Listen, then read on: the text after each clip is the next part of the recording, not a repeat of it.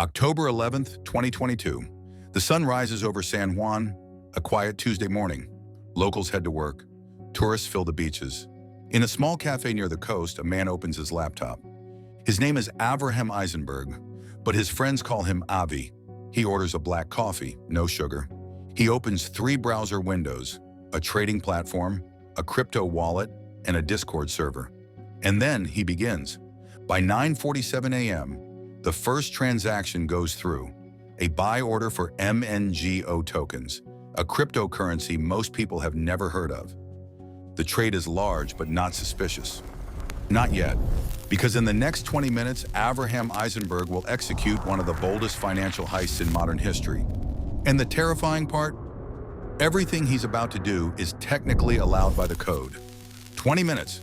That's all it took for $110 million to vanish from the internet.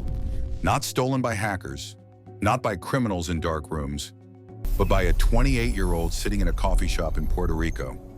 And when it was over, he logged onto Twitter and told the world exactly what he'd done. This is the story of Avraham Eisenberg, a loophole, a gamble, and the thin line between genius and crime in a world where code is supposed to be law. To understand what happened that morning, you need to know what Mango Markets was and the dream behind it. Decentralized finance, or DeFi, promised a world without banks or gatekeepers, a place where trust lived in code instead of people. By 2022, billions of dollars had poured in. Mango Markets was one of those projects, a platform where anyone could trade, lend, or borrow crypto.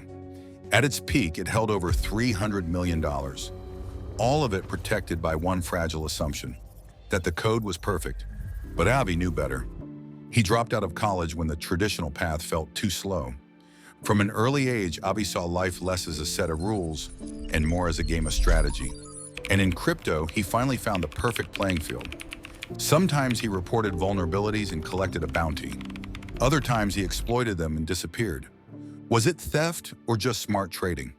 In DeFi, that question didn't have a clear answer. By 2022, Avi was living comfortably in Puerto Rico. Sun, low taxes, a community of traders who saw themselves as pioneers. One night scrolling through Twitter, something caught his eye. Mango's native token, MNGO. And instantly, he saw the flaw. Mango relied on an oracle, a system that pulled price data from multiple exchanges. If a token had low liquidity, its price could be manipulated. And MNGO had almost none. Avi realized that if he could inflate the token's price, the oracle would believe it. The system would see his holdings as worth millions, letting him borrow against them. He could then drain the platform, Bitcoin, Ethereum, stablecoins. No hacks, no broken code, just math. That Tuesday morning, he executed. Multiple accounts, precise timing.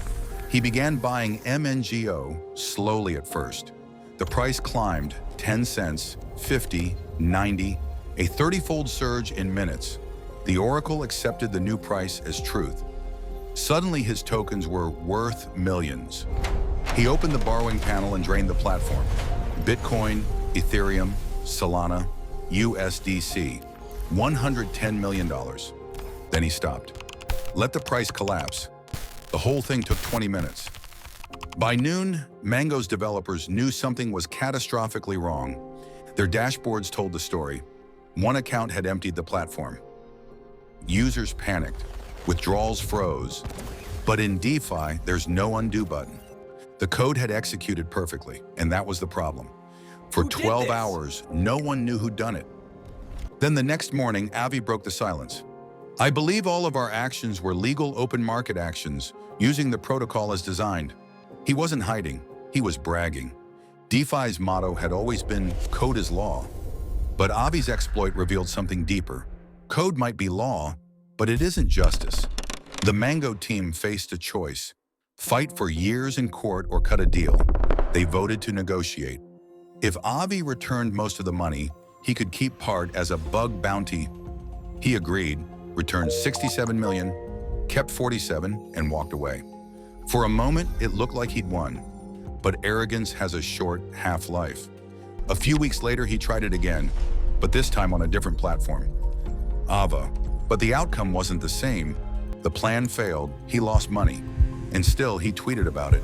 He seemed untouchable. Until January 2023. At JFK Airport, federal agents were waiting.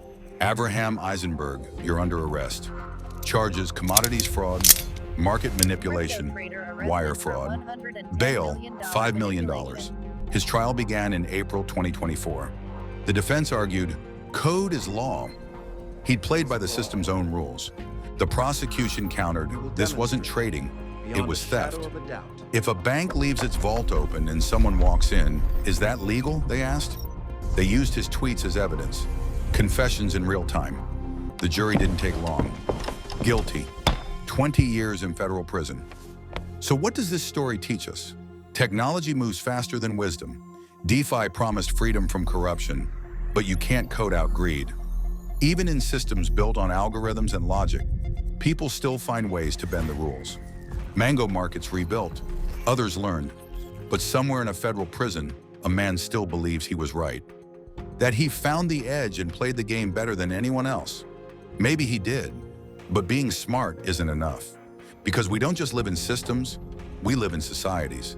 And societies have rules that run deeper than code. Rules about trust, ethics, and the kind of world we want to build together. 20 minutes. That's all it took to steal $110 million, but the consequences will last a lifetime.